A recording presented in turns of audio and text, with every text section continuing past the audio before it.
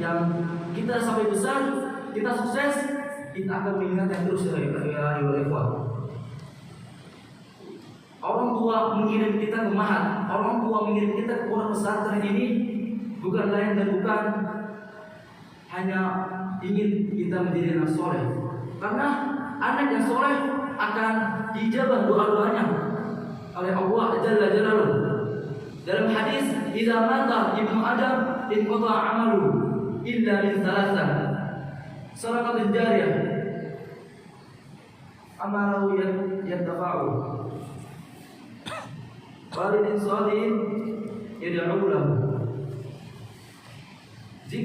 Ketika anak Adam meninggal, maka terputuslah semua amalannya kecuali 3 perkara. Yang pertama, sedekah jariyah. Kedua, ilmu yang bermanfaat. Yang terakhir, anak soleh yang selalu mendoakan orang tuanya.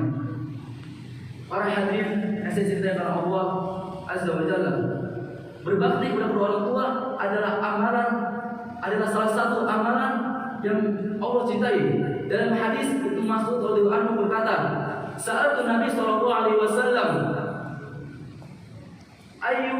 ayu amal ahabbu ila Allah?" Qala biru walidain.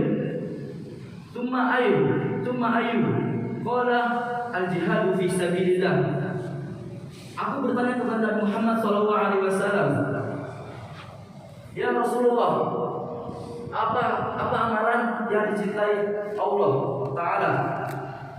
Yang pertama, berbakti kepada orang tua. Lalu kemudian aku bertanya lagi, kemudian apa ya Rasulullah? Jihad di jalan Allah Subhanahu wa Ta'ala.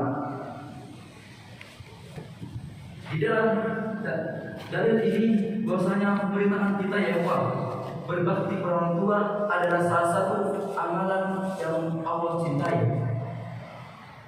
Allah Subhanahu wa Ta'ala berfirman di dalam surah Luqman ayat 14, "Wa wassaynal insana biwalidayhi hamalatuhu ummuhu wahnan 'ala wahnin wa fisaluhu fi 'amaini an ishkur li wa liwalidayka ilayya al-masir." Dan telah kami perintahkan kepada seluruh manusia untuk berbakti kepada ibu dan ayahnya. Ibunya telah mengandungnya dengan keadaan lemah yang bertambah-tambah dan telah menyusuinya selama 2 tahun. Bersyukurlah kepadaku dan bersyukurlah kepada ibu dan bapakmu, dan kepada pula tempatmu kembali. Surah Al-Mulk ayat 14. Dan sabda Rasulullah SAW, ada seorang laki-laki mendatangi beliau lalu bertanya, "Ya Rasulullah, man ahabbu bi husni suhbati?" Qala ummu, qala saman, qala ummu, qala saman, qala ummu, qala saman, qala abu. Rasulullah SAW ditanya, "Wahai Rasulullah, siapakah yang pantas mendapatkan baktiku?" Lalu beliau menjawab, "Ibumu." Lalu siapa ya Rasulullah? "Ibumu." Lalu siapa ya Rasulullah? "Ibumu." Lalu siapa ya Rasulullah? "Ayahmu." Bisa kita ambil dari dua dalil ini bahwasanya derajat seorang ibu lebih tinggi, lebih afdal pada derajat seorang ayah. Karena ya Allah, seorang ibu berani mempertaruhkan nyawanya demi seorang buah hati, demi seorang anaknya. Kita di dalam rahim ibu berbulan-bulan. Pernahkah ibu kita mengeluh kepada rohnya? Tidak ya Allah. Ibu kita selama mengandung kita tidak pernah mengeluh, tidak pernah mengeluh kepada suaminya, tidak pernah mengeluh kepada rohnya, karena dia kuat demi seorang bahagia, demi seorang anak.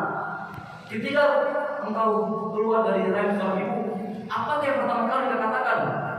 Mereka pertama kali katakan Alhamdulillah, bahkan mereka takbir, Allahu Akbar. Rasa syukur mereka tidak peduli, mereka tidak malu kepada siapa, kepada siapapun di hadapan mereka, maupun bidan itu kafir, maupun di rumah sakit itu ramai, mereka tidak peduli, karena ya Allah, mereka bersyukur bisa datangnya seorang pejuang, seorang buah hati, seorang anak lelaki yang akan nanti membantu hingga mereka tua. Sebelum penutupan, hanya saya sedikit pesan untuk para santri semua Thalibul Ilm, janganlah durhaka kepada orang tua, karena